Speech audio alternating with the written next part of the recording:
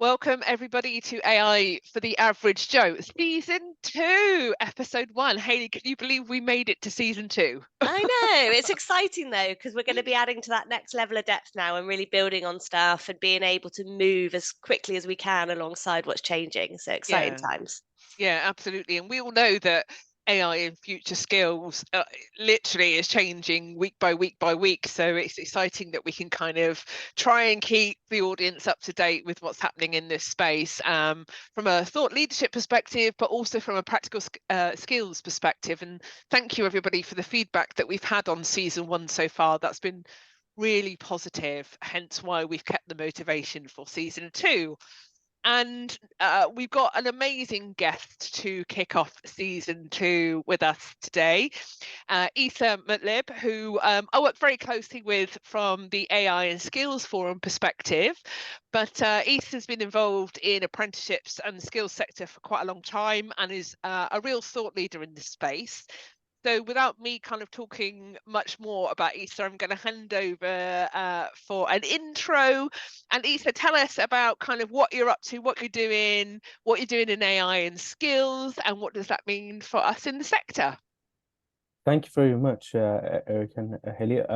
As you mentioned, I run the AI and Work and Skills Forum, which is all about bringing the best leaders, practitioners, thought leaders, policymakers on one platform to talk about the impact AI has on the future of work and the future of skills.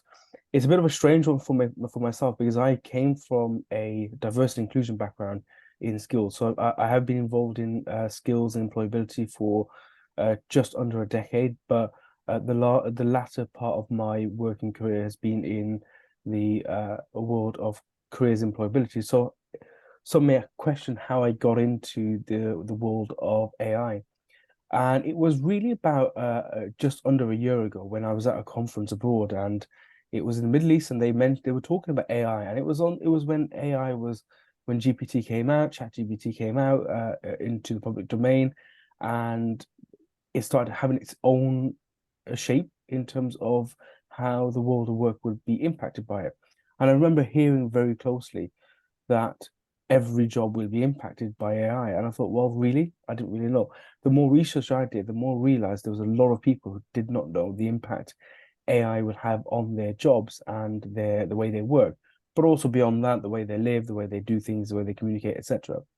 So I began to better understand it firstly for myself, and I realized I'm not alone. There's a lot of people. There are big industries who are still under-equipped related to the world of AI.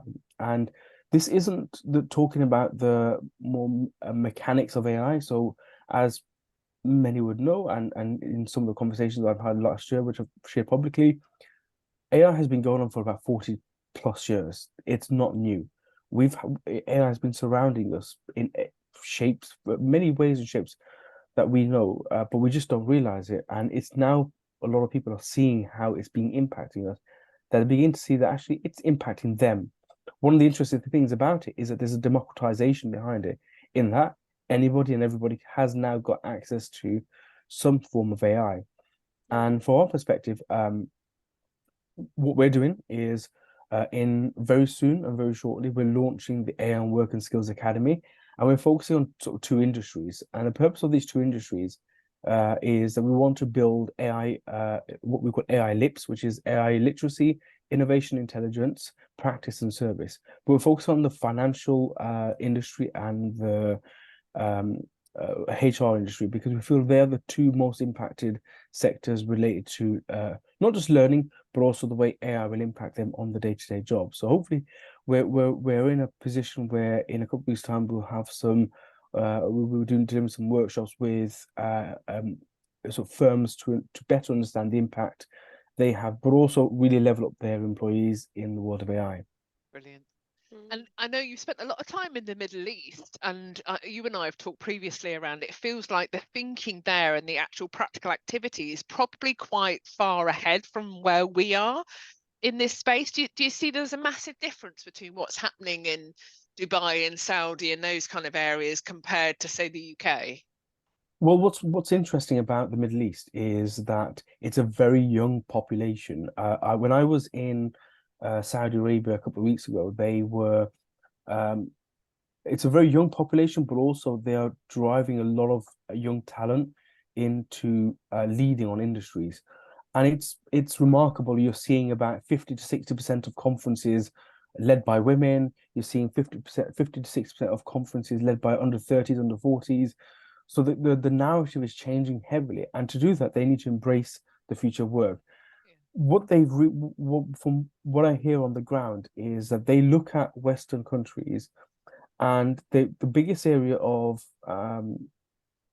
sort of failures they do is not the right appropriate investment in early talent, which is something that would be music to our ears, because we've been myself and you guys have been involved in the early talent space. We've got for a good while. We know that investment in early talent is the future, and technologies are enablers, and strategies are enablers, but the investment in early talent is the best way forward.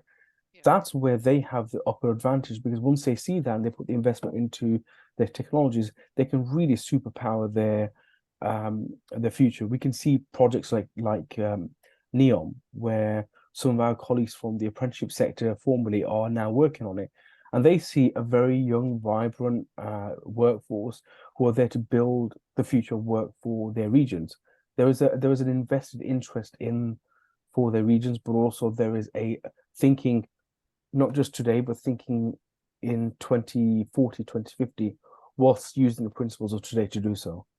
And I suppose there's a natural, this could just be me really simplifying this, but there's a natural evolution, generational evolution as well coming through. So you're going to have a whole group of people now at uni who are going to be graduating or finishing up at school or college or wherever they are in their education, that are going to be much more skilled in the space of AI than a high percentage potentially of the workforce. So I guess there's a risk here as well, because we want to be able to nurture and empower early talent rather than teach and train early talent. And I suppose that there's a real evolution there in terms of what the apprenticeship space is set to do. It's enable and empower and encourage and bring all that knowledge and skill in, as well as be able to teach, train, and educate. So I can see a shift there, and that I could be simplifying it, but I feel like there's a big, we need to welcome that, because otherwise it's just going to become over the next 10 years that percentage of the workforce that are capable in this area is just going to start to outweigh those that aren't shifting. Yeah, and it's if you think about the way many workforces are currently, there's an aging population in current workforces. And what AI can help is to be able to level up individuals to a certain standard, which can be applied across industry. Because with technology, you create a certain standard. And with AI in particular, what you're able to do is to be able to bring not just a very early talent, but more experienced talent onto a level whereby they can actually enhance and empower their own the way they work, and they can do things much more simpler, faster, with the best tools possible. And I think that's kind of where, if you look at the financial industry, so if you look at the financial industry, or if you look at the HR industry, HR in particular, we've seen CVs builders. Now, a lot of CV builders have been born last year, but also died last year, because GPT has now got some of these functions already in there. But it just goes to show that people are thinking about how they can make the way people apply for jobs better, streamline the process. We've had a period where technology hasn't enabled that. We've had application tracking systems where it's made it easier for people to apply for jobs, but there's more. And what AI can do now is to make it even better, make the experience for the candidate better, make the experience for the employer better, make the experience for the employees better. So there's that streamline. So what you focus on as an employer, for example, in the HR industry, is the quality of that candidate, not necessarily the administration or the processes behind that. One thing I would add to that is, yes, AI will have systemic biases in that. There's no way around it yet, and that's a challenge for employers. And similarly, as a challenge before, it will still continue to be a challenge. but I'm very optimistic that there'll be much better ways of tackling it rather than relying upon just general human intervention. Yeah. And we say that there's still that need to quality check output at the moment, isn't it? Because what you put in is what you get out effectively. And if things are built on human data, effectively humans are biased, so that you're still going to get that kind of output, but it's staged, isn't it? It's not like it's going to be an overnight thing. This stuff is continuous improvement, isn't it? Correct, yeah, correct.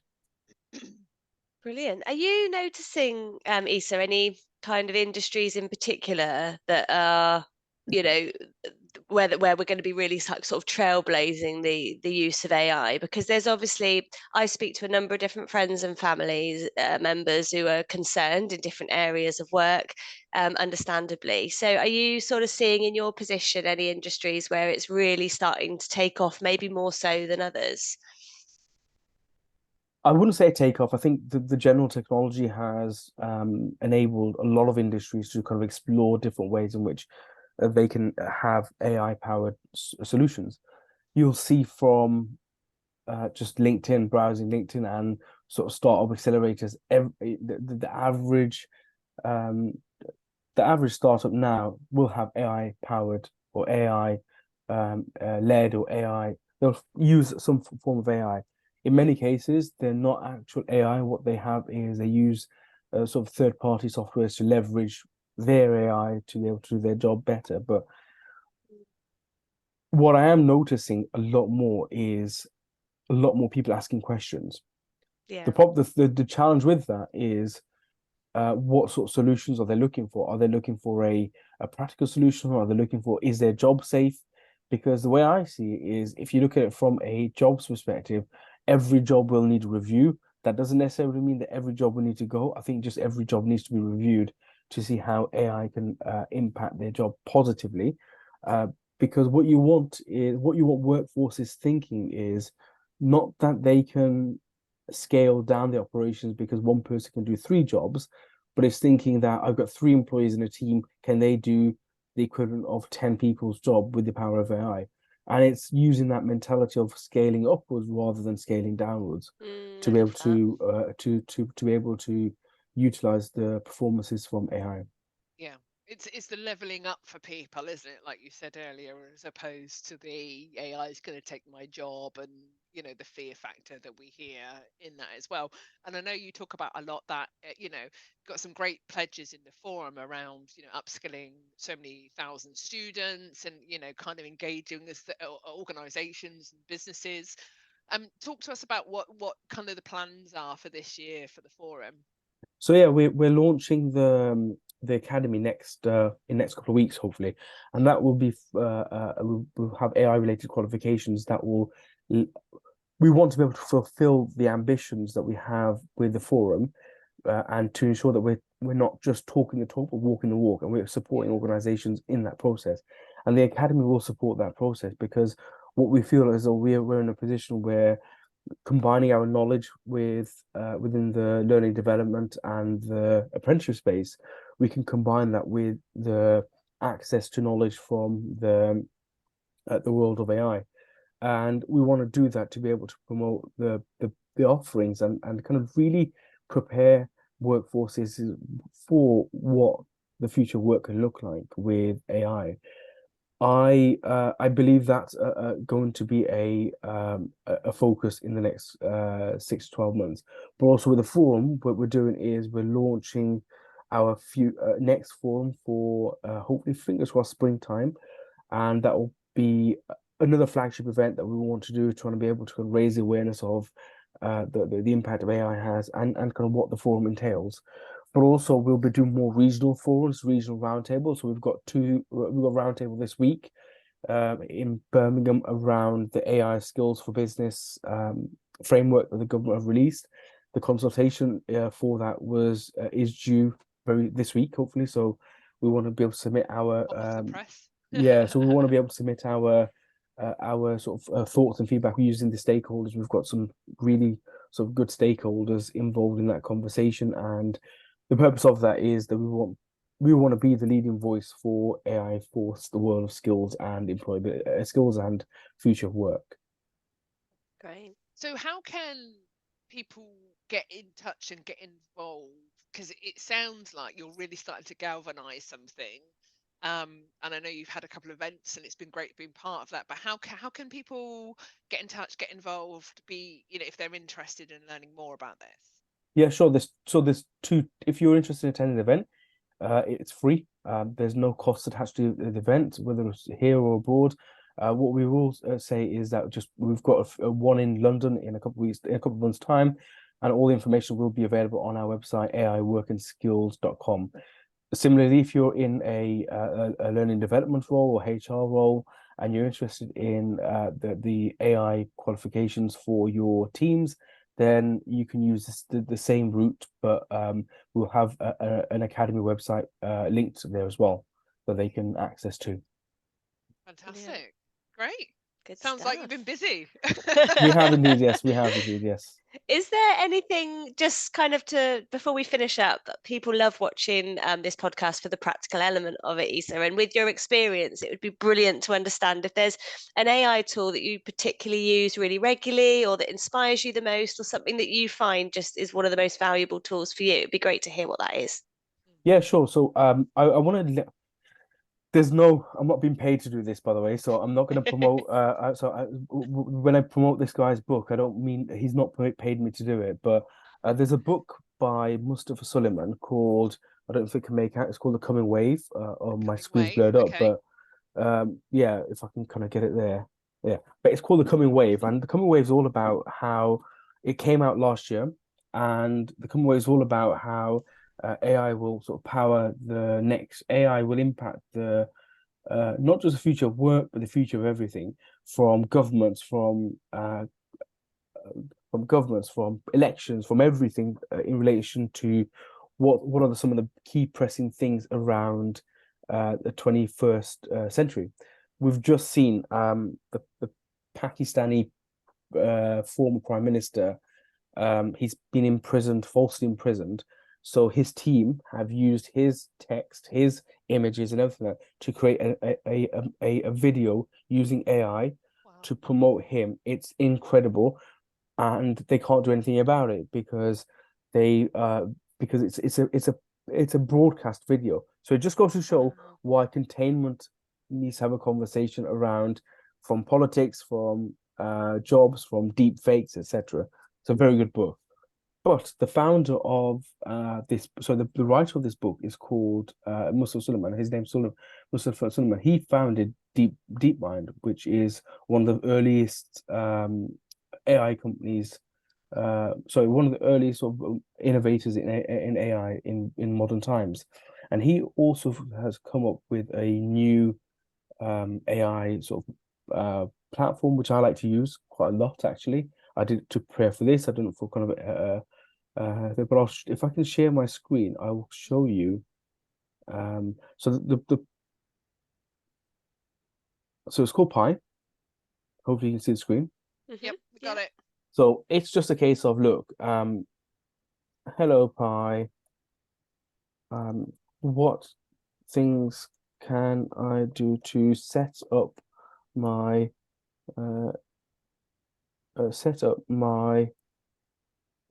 day to be more productive?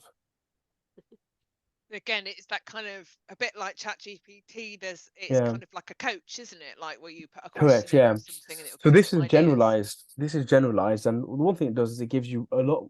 It's a lot more friendlier. It's a lot more personalized, and the reason why it's called PI is it's personal intelligence. So it learns more about you. It's a continuous chat. Yeah. So it's a continuous chat that goes on, and it learns more about you, learns more about who you are, and it starts understanding you better to give you the best advice, best thing. But that's just an example of, and I've used it for work. I've used it what it does is it understands, right, what I do for work, what I don't do for work, and then it will say, well, actually, if I start writing things more about me being relaxed or I'm stressed out, then it will start learning more about me and start giving me advice based on who I am.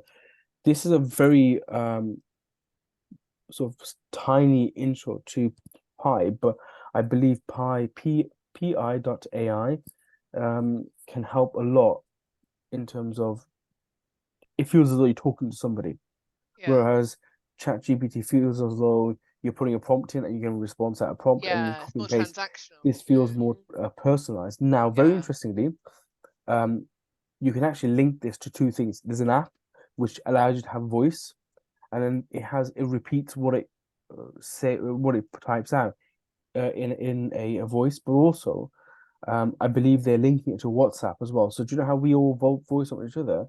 It will soon be able to link to WhatsApp so that you're able to voice note your Pi, and Pi will be able to give a response back in WhatsApp. Wow. Okay. And I downloaded Pi a couple of months ago, actually. So it was interesting when you mentioned it the other day. And it's just a free app, isn't it, on the App Store, or you'd have to pay for it, do you?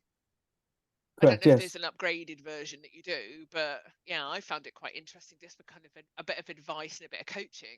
Yeah, and it's I think we all need a secondary voice. What GPT is good at is to be able to give you that.